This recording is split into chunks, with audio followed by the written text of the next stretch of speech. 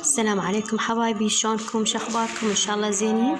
اليوم راح اطلعكم جو الطبخ وراح نسوي حلو سهل وبسيط ان شاء الله ينال اعجابكم. كيكه بجوز المبروش والسميد.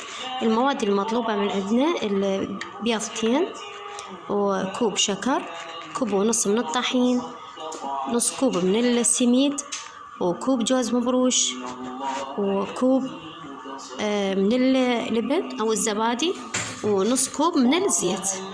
راح اخلط المواد السائله ويا البيض والروبه والزيت، وراح اضيف لهم ظرف من الفانيلا، ولما اخلي المواد الجافه راح اضيف ظرف البيكنج باودر.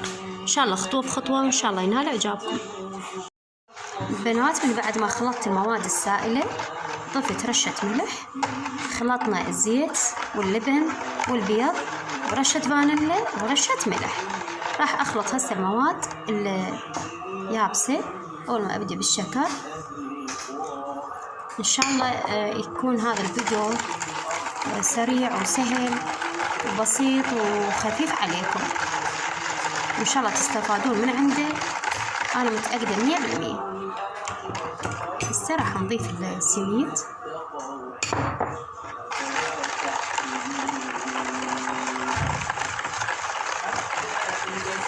بالتدريج راح نضيف المواد كلها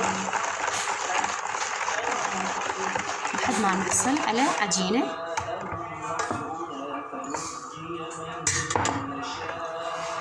احنا حاطين القالب مالتنا وراح ندهنه بدهن او زيت،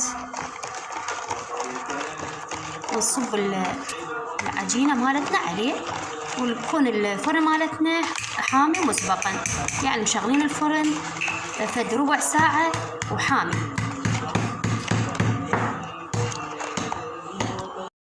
بنات، بعد ما خلطنا المواد الجافة والمواد اللي سائلة اللي خلطناها بالبداية، ضفنا البيكنج باودر وحصلنا على هيك عجينة متماسكة تقريبا، هيك كلش كافي.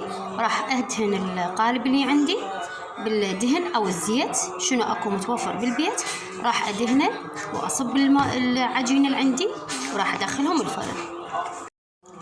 وهسه ضفنا البنات، ضفنا العجينه بالقالب. بنات، ملاحظه صغيره، اذا الطحين مالتنا او العجين مالتنا صار ثخين شويه اضيف مي واخففه، واذا صار خفيف اضيف شويه من الطحين، ما راح يغير اي شيء من الطعم. ان شاء الله تجربوها ببركه الصلاه على محمد وآل محمد، وان شاء الله تنال اعجابكم. هنا بنات استوت عندنا الكيكه مالتنا، وازوله شاركتني كيكه هشه وكلش لذيذه، وما اخذت من عندنا وقت هواي بالفرن، كلش قصير. راح اقطعها وراح اضيف لها الشيره او القطر، والقطر مالتنا خفيف مثل قطر الكاهي. قطعها بالاشكال اللي اريدها والاحجام اللي اريدها. ان شاء الله تجربوها وتنال اعجابكم. وهاي بنات بعد ما كملت راح تجربوها وراح تدعولي، متأكدة 100%. طعمها كلش طيب وسهلة وبسيطة. وهاي القطعة لكم ان شاء الله تنال اعجابكم. وبركة الصلاة على محمد وآل محمد. أرجو المشاركة بقناتي على اليوتيوب وقناتي اللي على التيك توك، وتعليق حلو من حضرتكم. ومع السلامة إن شاء الله بفيديو جديد.